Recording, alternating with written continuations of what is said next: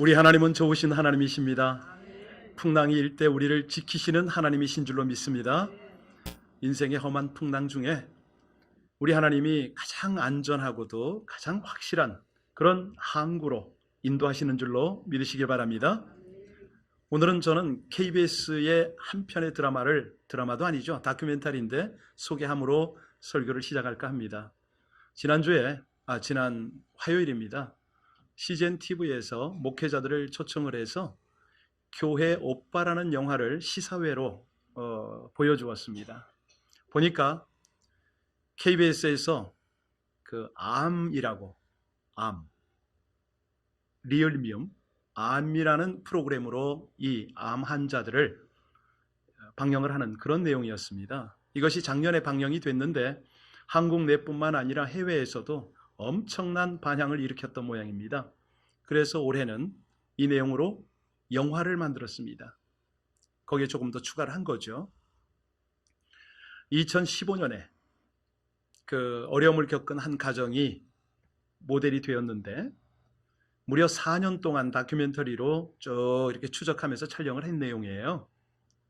근데 깜짝 놀랐던 게 첫 시작에 하나님의 말씀, 성경의 욥기서가 딱 나오더라고요. 이래도 되나? 이게 뭐지? 라고 조금 충격을 받았는데 KBS에서 공영방송에서 이런 거를 만들이라고는 도저히 상상이 믿어지지가 않는 그런 내용이었어요. 왜냐하면 그 프로그램 안에 주인공들이 예배를 드리는 건 기본이고 또 셀 모임, 구역 모임에 함께 활동하는 것과 심지어는 교회에서 간증하는 내용들이 KBS에 아주 그냥 방영이 다 됐던 거죠. 비하인드 스토리는 참 많던데 일단 내용을 좀 알려드리겠습니다. 주인공이 이관희 또 오은주 집사 부부입니다.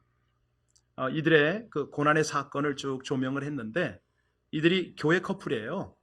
그래서 이제 교회 오빠라는 말이 나오는데 결혼하고 출산을 한 다음 조리원에서 나오자마자 그날 무슨 일이 생겼냐면 남편 오빠가 배가 너무 아파서 그동안에 아프던 거를 좀 참았던 모양이죠.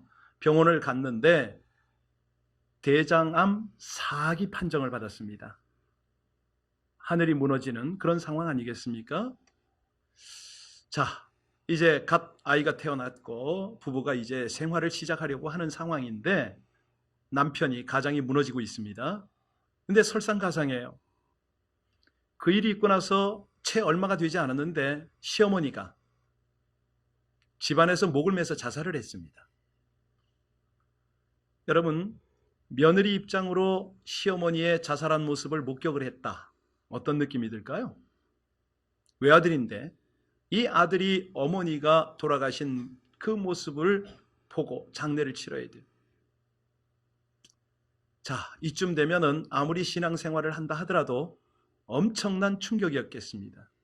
그런데 더 안타까운 것은 그 아내인 오은주 집사가 그때 충격 때문인지 시름시름 앓은 거예요. 너무 아팠어요. 병원에 갔더니 혈액암 4기 판정을 받았어요.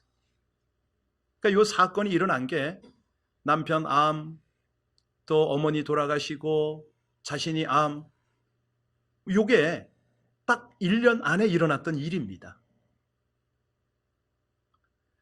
만약에 우리 주변에 이런 일이 생겼다. 어떤 느낌일까요? 사실 한순간에 모든 것을 다 잃어버리는 이런 상황 아닙니까? 자, 이쯤 되면 신앙의 끈을 놓칠 수가 있겠습니다. 하나님을 원망하고 신앙을 포기할 수도 있는 이 극한 상황. 그런데 이것이 이제 드라마가 되고 영화가 되는 거는 KBS에서는 어떻게 생을 마감을 하는가 여기에 포커스를 뒀고 이제 우리가 보는 영화는 이들이 과연 믿음을 지켜내는가 여기에 이제 포커스가 되잖아요. 제가 본 관점은 그렇습니다.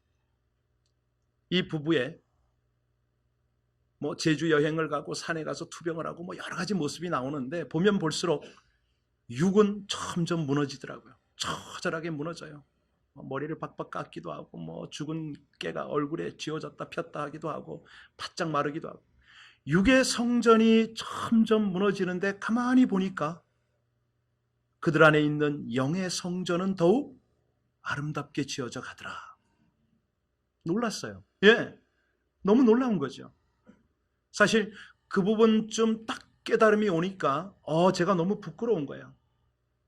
내가 목사 맞나? 아니, 목사이기 전에 같은 신자의 입장으로 내가 저 상황이 맞닥뜨려지면 나는 과연 저렇게 할 수 있을까?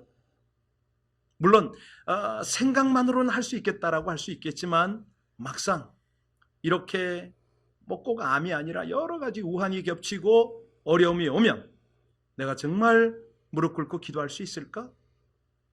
상당히 그 젊은 부부지만 제가 모델로도 삼고 싶은 굉장히 도전적인 그런 영화였습니다. 여러분, 오늘 본문이 바로 그 내용으로 이제 접근하는데 우리 인생치고 고난 안 당하는 사람이 없잖아요. 풍랑 안 겪는 사람이 없습니다. 이런 절체절명의 상황에서 어떻게 우리는 헤쳐나갈 것인가? 하나님은 우리를 어떻게 이끄시는가? 바로 이 내용이 시편 107편 말씀입니다. 그 중심은 인생의 고난, 그리고 그 고난을 통한 하나님의 뜻, 이걸 노래하고 있거든요.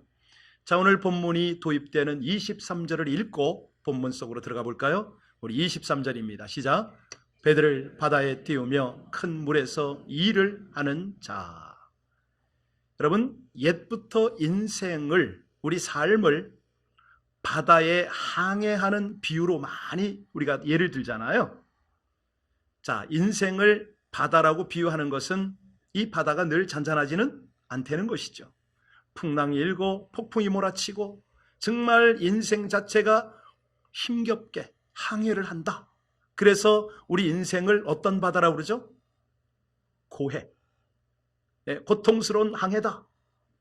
이 바다의 항해에서는요, 언제 폭풍과 풍랑이 다가올지 예측이 어렵습니다.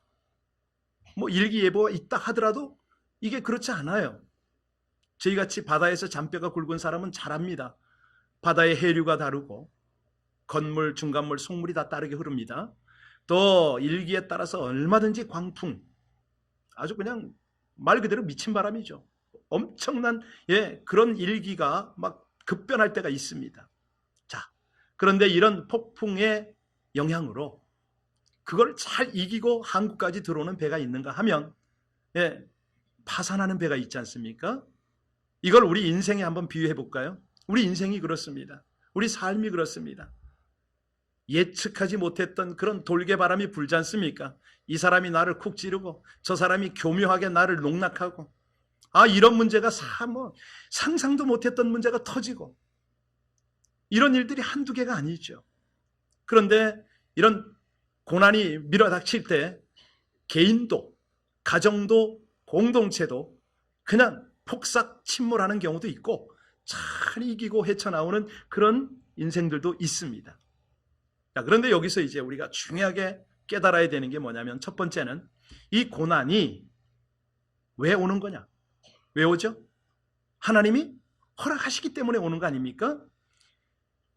시편을 묵상하신 분은 압니다. 8절과 21절과 또 15절, 그리고 특별히 오늘 31절 한번 볼까요? 31절에 그 공통적인 식구가 하나 나오는데 31절 같이 읽습니다. 시작. 여호와의 인자심과 인생에게 행하신 기적으로 말미암아 그를 여기 보니까 인생에게 행하신 기적, 기이한 일이죠. 기이한 일. 그로 인하여 찬송을 할지어다. 그런데 이 기이한 일이 뭡니까? 기적이 뭡니까? 여러분이 시편 107편 4절을 보시면 거기 나오는 내용이 뭐냐면 이스라엘 백성들이 광야에서 40년간 겪는 경험, 고난, 그때 하나님이 행하셨던 기적을 기억하라, 이런 뜻이 되겠고요. 10절을 보세요. 거기 보면은 바벨론에서 포로 생활을 합니다. 몇 년 합니까? 그렇죠. 70년 동안 너희들을 구원하여 내는 이 하나님의 기적을 보라. 16절에 보면은 개인적으로 공동체적으로 죽을 위기에서 건져주시는 하나님을 기억하라. 특별히 22절부터는 이 항해하는 풍랑 속에서 너희를 건져준 그 하나님을 기억하라. 정말 이 말씀은 여러분에게 전하는 말씀이지만 저 개인에게 주시는 하나님의 말씀이거든요. 여러분들 혹시 무서운 풍랑을 한번 경험해 보셨나요? 배를 타고? 못 해보셨어요? 그럼 오늘 간접 체험을 하십시오. 25절, 26절에 보면 간접 체험을 할 수 있는 내용입니다. 같이 읽겠습니다. 25절, 26절 시작. 여호와께서 명령하신 즉 광풍이 일어나 바다 물결을 일으키는도다. 그들이 하늘로 솟구쳤다가 깊은 곳으로 내려가나니 그 위험 때문에 그들의 영혼이 조금만 설명해 드리겠습니다. 이 배가, 작은 배가 항해, 큰 배도 마찬가지입니다. 파도가 워낙 거세면요 배가 딱 꼿꼿이 씁니다. 파도 때문에. 연상이 되시죠? 파도가 몰려오니까 파도를 타느라고 쭉 서는데 그 다음 골이 졌잖아요. 배가 어찌 됩니까? 사정없이 내리 꽂습니다. 지금 그 얘기 설명하는 겁니다. 팡 하고 뱃바닥이 바다를 칠 때 어떻게 될까요? 뱃바닥이 깨지는 것 같아요. 꽝 소리가 납니다. 그러다 실제 깨지는 경우도 많죠. 물이 새 들어오는 경우 많은데 이게 땅 치는 게 문제가 아니고 그 다음에는 어떻게 돼요? 좌우로 흔들립니다. 흔들리기만 합니까? 아닙니다. 앞에서 오는 파도가 배를 사정없이 더 쳐버려요. 그 다음에 어떻게 될까요? 배가 쑥 들어갑니다. 물속에. 물의 하중을 견디지 못해서 그래요. 저는 어릴 때 이런 일을 수도 없이 경험을 했습니다. 바다에 나가서. 뱃놈이잖아요. 파도가 한쪽 방향에서 몰려오면은 사실은 이런 위기를 그래도 넘어갑니다. 노련한 어부들, 선장들은 이걸 타고 넘어갑니다. 그런데 이게 예측하지 못하게 양쪽 방향에서 올 때는 어떻게 될까요? 이거를 피해서 넘어갔는데 이쪽에서 때린단 말이에요. 그대로 자초가 되잖아요. 이거를 잘 타고 넘어가야 되는데 심지어 삼각파도라는 게 있습니다. 세 방향에서 와요. 아득한 거죠. 다 웁니다. 그 잔뼈가 굵은 어부들이 울어요. 소망이 없으니까. 오늘 그 내용이 26절 아닙니까? 어느 정도냐? 정신이 흔들리더라가 아니라 영혼이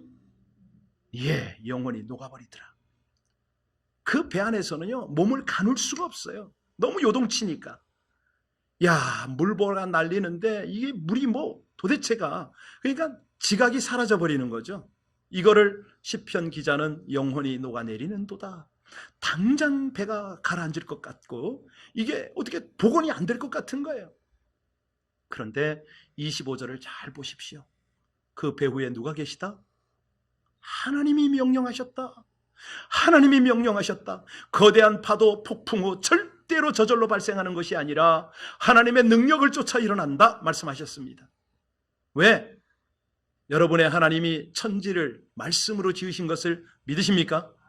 말씀으로 천지 만물을 통치하심을 믿으십니까? 그렇다면 우리 하나님은 이 폭풍우를 다루실 수가 있는 거죠. 자, 우리가 고난을 당합니다. 이게 무슨 한 방향도 아니고 양방향도 아니고 그냥 세 방향에서 들이다 공격이 올 때가 있잖아요. 어려움이 오는데 계속 겹쳐요. 저 사람들이 나를 모함을 하고 오해를 하고 온갖 술수를 부리는데 계속 이게 들어오는 거예요. 어떡합니까? 이때 우리는 세상을 주관할 능력이 없습니다. 어찌하랍니까?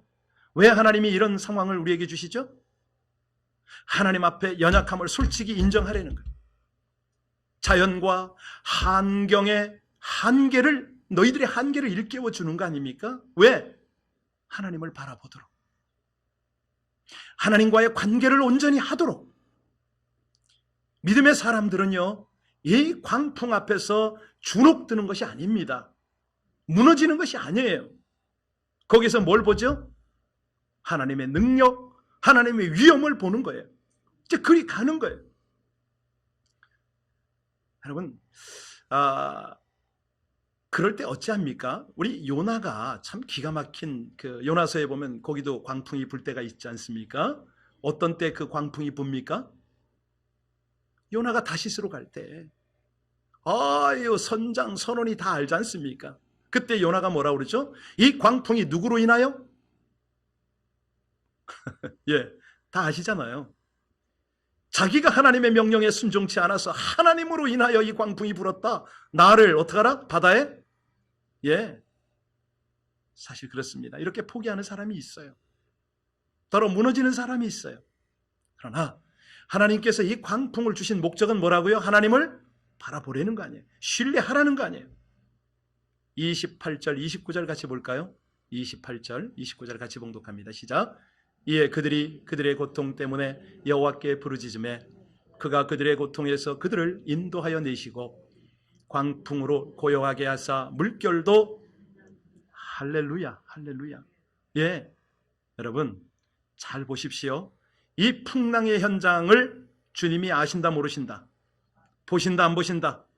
어디에 계신다? 바로 곁에 계십니다. 마태복음, 마가복음에 보세요. 제자들이요, 갈릴리를 건너갈 때, 갈릴리 호수를 건너갈 때 무슨 일이 생겼습니까? 광풍이 노도대작하잖아요. 너무 풍랑이 거세니까 어떻게 하면 좋을지를 몰라요. 그때 우리 주님 어떻게 하셨죠? 그 밤바다를, 그 칠흑같이 어두운 밤바다를 걸어가십니다. 어떻게 해요? 기도하면서 보고 계셨죠. 알고 계셨죠. 너무 위험하니까 다가가십니다. 가셔서 하시는 일이 오늘 29절 아닙니까? 다시 한번 봉독합니다. 29절 시작. 광풍을 고요하게 하사 물결도 할렐루야. 예, 하나님이 함께 하신다는 거예요. 왜요? 왜 이 광풍을 허락하셨다고요? 하나님을 주목하도록, 하나님을 찾도록. 그래서 6절에도 13절에도 19절에도 오늘 28절에도 바로 그 내용이 있습니다. 왜? 부르짖으라는 거예요. 너희들의 중심이 하나님을 향하여 포커스하고 정말 간절하게 하나님을 구하고 찾는지 그걸 좀 보고 싶다는 겁니다. 여러분, 이 고난, 이 풍랑, 이 아픔을 회복하는 방법은 하나님을 주목하고 하나님의 은혜를 구하는 방법임을 믿으시기 바랍니다. 의지하고 기도하는 겁니다. 여러분, 왜 부르짖으라고 그랬을까요? 딴 생각하지 말라는 겁니다. 잔머리 굴리지 말라는 거예요. 판단하지 말고 오직 전능자 여호와 하나님을 의뢰하고 전심으로 의뢰하라.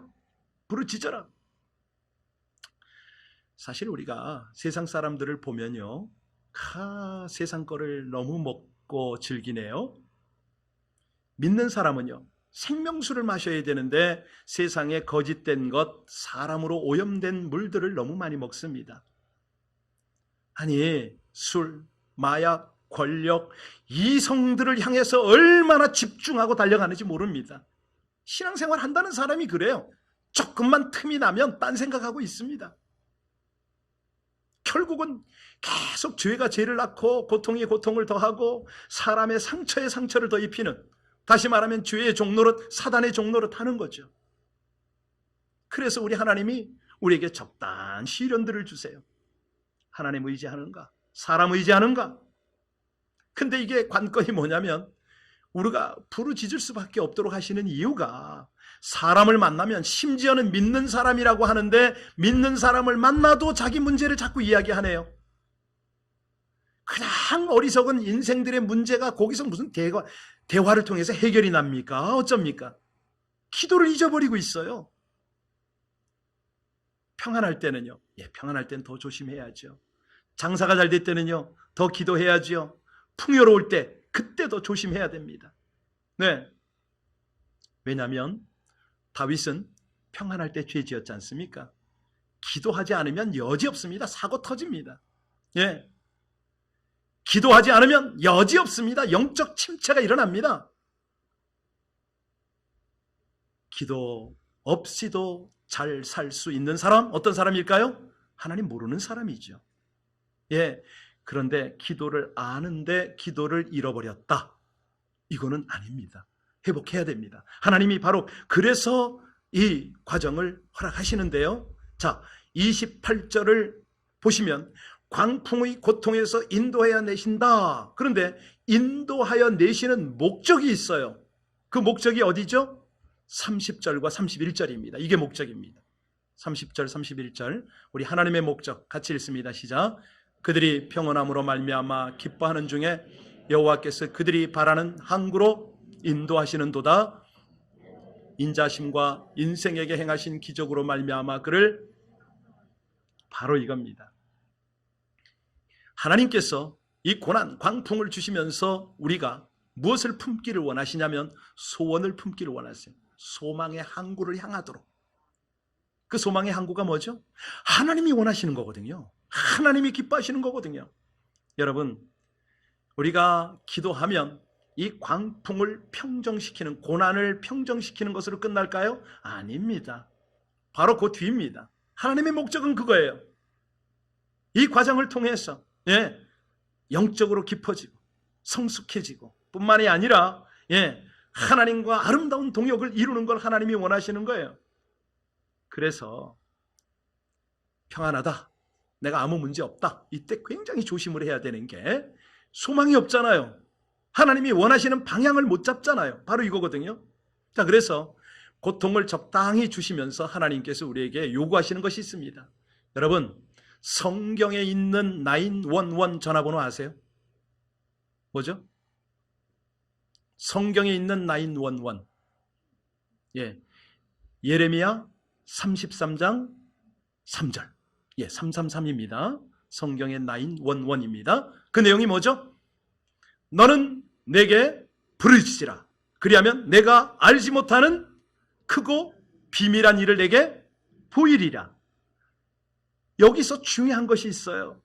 너희가 알지 못하는 것을 깨닫게 해주겠다는 거 아닙니까?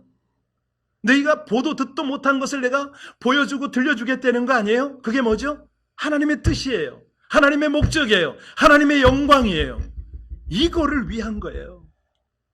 여러분, 속으로 좀 따라 하시면 좋겠습니다. 야, 내가 형통하고 부요한 것, 이거 은혜라고 생각하는데 맞습니까, 여러분? 아니에요. 절대 아닙니다. 진짜 은혜가 뭘까요? 고난이 오히려 더 큰 은혜가 되는 줄로 믿으시기 바랍니다. 형통하고 부유한 거 은혜 맞지요. 그런데 더 큰 은혜가 있습니다. 그게 뭐라고요? 고난입니다. 사실은 우리 하나님이 나의 수단이 아니잖아요. 내가 이루고자 하는 일을 이루어 주시는 그 하나님인가요? 아닙니다. 우리 하나님은 어떤 하나님이죠? 나를 통해서 당신의 일을 이루시는 분이 하나님이신 줄로 믿습니다. 이거거든요. 이거. 우리 신앙생활을 할 때 많이 착각을 합니다. 하나님이 내 일을 이루어 주셔야 되는 걸로 착각을 해요. 그런 거 없습니다. 영적으로 어릴 때, 초신자고 정말 성경 안 읽고 기도 안 할 때, 그때는 당근 주시죠. 그러나 여지없이 채찍이 옵니다. 정신 차리라는 거예요. 여러분, 인간적 소원은 사람이 원하는 방향으로 갈 수가 있습니다. 그런데 이게 하나님의 뜻을 이루고 하나님이 영광을 받는 그 길은 아니거든요. 자, 그래서 풍랑이 일 때 잘 깨달으셔야 됩니다. 찬송가 373장을 보시면 거기에 아주 기가 막힌 구절이 나와요. 큰 물결이 일어나 나 쉬지 못하나 이 풍랑으로 인하여, 그 다음 뭐죠? 더 빨리 갑니다. 풍랑이 일어나는데 하나님의 뜻도 깨닫고 하나님이 원하시는 방향으로 더 빨리 가게 되는 줄로 믿으시기 바랍니다. 이거예요. 하나님이 우리가 풍랑 중에 주목하게 하시고 기도하게 하신 다음에 건지세요. 그 다음엔요, 딱 정신 차리고 보니까 어느새 와 있네. 하나님이 원하시는 그 영적인 항구에 와 있는 거예요. 우리 가운데 이해할 수 없는 고난 때문에 힘들어 하시는 분 계시죠? 힘드세요? 야고보서 1장 2절로 4절에 말씀하십니다. 형제들아, 너희가 여러 가지 시험을 만나거든 온전히 기쁘게 여기라. 이는 너희 믿음의 시련이 인내를 만들어내는 줄을 너희가 알미라. 인내를 온전히 이루라. 이는 너희로 온전하고 구비하여 조금도 부족함이 없게 하려 함이라. 이 고난이요, 이 풍랑이 우리를 근심하게 합니다. 그런데 하나님 입장으로 보면 하나님과 대면하는 거죠. 하나님의 얼굴을 구하게 하는 하나님의 섭리인 거죠. 그래서 이거를 깊이 깨달은 시편 기자들은 뭐라고 고백을 하냐면 시편 119편 71절에 고백합니다. 고난 당한 것이 내게 유익이라. 고난 당하기 전에는 내가 그릇 행하였더니 이제는 내가 주의 율례를 배웠나이다. 유익하답니다. 여러분, 날이 좋습니다. 이럴 때 만약에 항상 맑은 날만 계속되면 우리는 식수가 모자랍니다. 농수가 모자랍니다.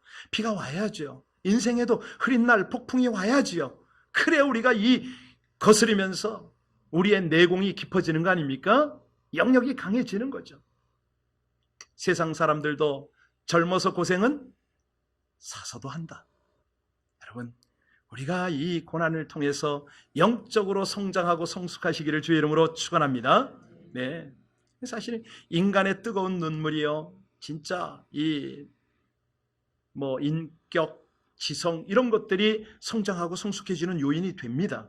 그런데 너무 빨리 순탄하게 성공을 해서 고통을 모른다면 다른 사람의 아픔 모르죠. 하나님의 마음 알 수가 없죠. 그래서 우리가 이 고난을 통과할 때, 이 폭풍을 통과할 때는 눈물이 적당히 있는 게 좋아요. 그리고 하나님 앞에 영적인 성숙을 달라고 기도해야 되는 거죠. 그러면 하나님은 어느 정점에서 우리가 안식을 누려야 하는 줄 압니다. 아세요, 다. 여기쯤에서 한번 위로해주고, 여기서는 한번 또 도약을 시켜주시고, 여기쯤에서는 좋은 열매도 한번 경험하게 하시고. 그래서 이 고난이나 어려움이나 풍랑이 올 때는 관점을 잘 가지셔야 됩니다. 어떤 시각을 가지라고요? 하나님의 눈, 하나님의 관점을 가져라. 하나님이 지금 우리를 향해서 바라보는 게 있어요. 이 아들이, 이 딸이 이 고난을 어떻게 받아들이는가, 어떻게 대처하는가. 하나님이 지금 관심하는 거는 고난이 관심이 아니고요, 고난에 대처하는 우리의 중심을 하나님이 보기를 원하시는 거예요. 그래야 고난을 받아들이는 것과 고난을 통한 변화가 일어나잖아요. 이게 달라지거든요. 여러분, 상황이 나빠질수록 하나님을 분명히 보시기를 바랍니다. 고통이 올수록 하나님을 견고히 붙잡으시기를 바랍니다. 저는 아까 영화 이야기로 시작을 했는데요, 그 영화에서 몇 가지가 잊혀지지 않는데 오늘 몇 가지 좀 이렇게 녹여놓습니다, 설교에. 그 이관희 집사가 그 말을 하더라고요. 뭐라고 그러냐면, 자기 인생의 손익계산서를 썼는데 어쩌면 내 인생의 손익계산서는 항상 플러스냐. 처음에는 이게 이해가 잘 안 가잖아요. 아니 30대 후반 같은데 알토란 같은 마누라, 토끼 같은 그 새끼를 놓고 가야 되잖아요. 지금 죽는 입장인데 자기 인생이 마이너스가 아니랍니다. 어떻게 그런 관점을 가질 수 있을까요? 하나님의 눈을 가졌잖아요. 지나고 보니까, 자기 인생을 돌아보니까 내가 하나님을 위하여 헌신한 것보다 하나님의 은혜가 더 커서 내 인생은 플러스다. 아니, 나 같은 인생을 구원하시고 정말 죽어도 하나님 나라 갈 수 있도록 십자가 사랑 베푸신 주님의 은혜를 생각하면 내 인생이 어찌 마이너스냐 이거예요. 그래서 플러스라고 그러더라고요. 이 사람 대단하더라고요. 한 번은 그 투병 중에 암 수술을 했어요. 90% 이상 제거를 했답니다. 이제 살 소망이 생긴 거죠. 그런데 재발을 한 거예요. KBS 측에다 더 이상 촬영을 안 하겠다고 했는데, 바로 이때는 그 정 감독이라고 있어요. 영화 감독이 찾아 들어간 때입니다. 설득을 했어요. 영화로 만들어서 더 많은 사람에게 도전합시다. 이 소리를 듣고 이 사람이 며칠을 울었답니다. 몇 날 며칠. 왜 울었는지 아세요? 내 인생을 사용하시는 하나님의 은혜 때문에 울은 거예요. 하나님, 이 초라하고 비참한 모습이 영화가 돼서 나갈 때에 나의 신앙이 하나님을 향하여 욥과 같이 하나님을 절대 거역 않고 바로 서 있는 신앙으로만 드러날 수만 있다면, 이게 도전이 된다면 제가 촬영에 임하겠습니다 하고 마지막 촬영을 한 거예요. 근데 이 사람이요, 자기가 하나님 앞에 그렇게 결단하고 해서 그런지 몰라도 정말 감동이었어요. 마지막 어느 장면이 엔딩이냐면, 침대에서 아무것도 못 먹잖아요. 바짝 말랐잖아요. 그게 이제 숨 거두는 장면이 엔딩이에요. 그런데 너무 저를 그냥 자극을 한 게 뭐냐면 그 고통 중에 기도를 하는 거예요. 하나님, 주님, 제가 이렇게 고통스럽습니다. 너무 아픕니다. 눈물로 기도를 해요. 그런데 몰핀을 안 맞아. 왜 안 맞을까요? 자기가 죽더라도 혼미한 정신으로 주님을 만나기 싫다는 거예요. 제가 충격받은 건요, 그 침상에서 이렇게 딱 천장을 보면 천장에다 말씀을 써붙였어요. 이 시편 말씀을 써붙인 거예요. 이 말씀을 놓치지 않으려고 진통제를 맞지 않더라고요. 너무너무 고통스러운 모습인데 제가 그 모습을 보면서 무슨 생각이 떠올랐냐면 맞다. 우리 형제님 참 잘하고 계신다. 저는 그 형제가 분명히 그 자리에서 십자가에서 그 모진 고통을 당하는 주님을 연상했을 거라고 저는 그렇게 믿어요. 네. 너무너무 아니, 가족들과 지금 생이별을 하잖아요. 정신이 또렷한데 혼미하지 않다니까요. 그런 상태에서 지금 이별을 하는데 견딜 수 있는 힘은 뭘까? 네. 그가 바라본 자기가 가야 할 곳은 어디라고 생각했을까? 소원의 항구 아니에요? 하나님이 기다리시는 그 항구를 향하지 않았겠느냐? 그때 딱 그냥 제 충격이 온 게 뭐냐면 저 양반은 고난 앞에 서 있는 게 아니다. 고통 앞에 서 있는 게 아니다. 우리 주님 앞에 서 있구나. 여러분 따라서 하십시오. 고난 앞에 서지 말고, 문제 앞에 서지 말고, 풍랑 앞에 서지 말고 주님 앞에 섭시다. 할렐루야. 이거예요. 하나님께서 지금 오늘 본문을 통해서 그 말씀을 우리에게 도전하는 거 아닙니까? 사실은요, 아무리 큰 배, 아무리 최첨단의 그런 자동 설비 시설이라 하더라도요, 키를 잡은 사람의 마음대로 이건 움직일 수밖에 없잖아요. 자동차가 그렇잖아요. 핸들 잡은 사람 마음대로 가잖아요. 우리는 10년, 아니 내일도 알지 못합니다. 내일을 알 필요도 없습니다. 우리가 할 거는 뭐죠? 힘 빼는 겁니다. 힘 빼고 항복하는 겁니다. 주권을 내어드리는 거죠. 환경을 다스리시고 광풍을 주장하시고 결국은 안전한 소망의 항구로 인도하시는 그분께 따라가는 거죠. 그냥 믿고 순종하는 거예요. 때로는 답답합니다. 이해가 안 갑니다. 그러나 하나님의 말씀이면 이 말씀은 진리다. 따라가는 거죠. 그러면 깨달아집니다. 연약할수록. 제가 주제 넘게 정말 교만하지 않았으면 좋겠는데 제 간증을 하나 하겠습니다. 지금부터 한 12년 전이죠. 터키에서 중국 시니어 선교사들 모임이 있었습니다. 정말 우여곡절 끝에 가게 됐는데 겨울이었습니다. 반모섬이 근처에 있었습니다. 거기를 한번 꼭 갔으면 좋겠다. 선교사들의 마음이죠. 겨울이라 항해 허가가 나오지 않더라고요. 그런데 선교사들이니까 믿음으로 갑니다 하고 배를 세를 내가지고 탔어요. 반모섬을 향했습니다. 2-3시간 거리인데 1시간 남짓 갔을까요? 거의 모든 선교사가 다 쓰러져 버렸어요. 풍랑이 너무 심했거든요. 물보라가 치고 배가 흔들리니까 다 혼절 상태에 들어갔어요. 근데요, 저는 꿋꿋하더라고요. 앞을 보면서 아무 염려가 되지 않더라고요. 왠지 아세요? 뱃놈이라. 10대 소년 때 이거는 아무것도 아니었거든요. 더 정말 절대절명의 상황에서 하나님이 저를 살려놨거든요. 그러니까 전 보이는 거예요. 그게 선교사들 격려해서 괜찮다고, 이거 아무것도 아니라고, 곧 도착할 거라고. 여러분, 그런 겁니다. 하나님께서 우리의 모든 인생을 다듬어 오시고 인도해 내셨다면, 지금 내가 나이 먹었어, 나 뭐 해놓은 거 없어, 아니에요.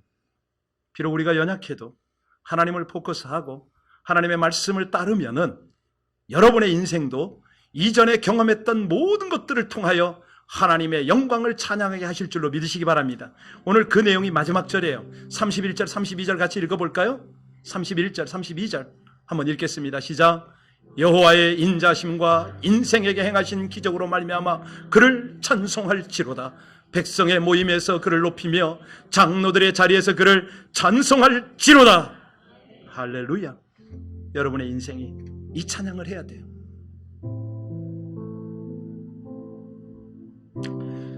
이 시대가요, 하나님을 몰라서 죽어가는 인생들이 많아요. 아니, 신앙생활 좀 한다고 하면서도 약간의 어려움만 닥쳐도, 좀 약간의 갈등만 와도 그냥 다 죽어간다고 침몰해가는 사람이 너무 많아요. 자신만 그런가? 부부를 죽이네? 가정을 침몰시키고 있네? 공동체를 무너뜨리네? 어쩌자는 거예요 지금? 이간희 집사 부부를 저는 설명했습니다. 오늘 본문을, 하나님의 말씀을 여러분에게 전했습니다. 성도가 조롱을 받고 교회가 조롱을 받고 있습니다. 예수 믿는 사람들의 모습이 보이질 않습니다. 그래도 하나님은 우리에게 마이너스 인생을 살게 하지 않습니다. 그분은 반드시 플러스 인생으로 우리를 마치게 하십니다. 오늘 말씀을 생각하셨으니까 잊지 마십시오. 형통한 것, 부유한 것만이 은혜가 아니다. 고난이 오히려 더 큰 은혜가 될 수 있다. 고난이 닥칠 때는 어떻게 하라고요? 고난 앞에 서지 말라고요. 아니, 고난에게 눌리지 말라는 얘기입니다. 고난을 우리가 어떻게 피해갑니까? 고난 앞에서도 주님을 향하여 집중하고 주님을 향하여 부르짖고, 내 육의 성전이 다 무너지면은 결국은 내 안에 영적인 성전이 이루어질 것이고, 그로 인하여 하나님이 원하는 그 항구에 우리는 도달할 것입니다. 믿으십니까? 찬송하겠습니다.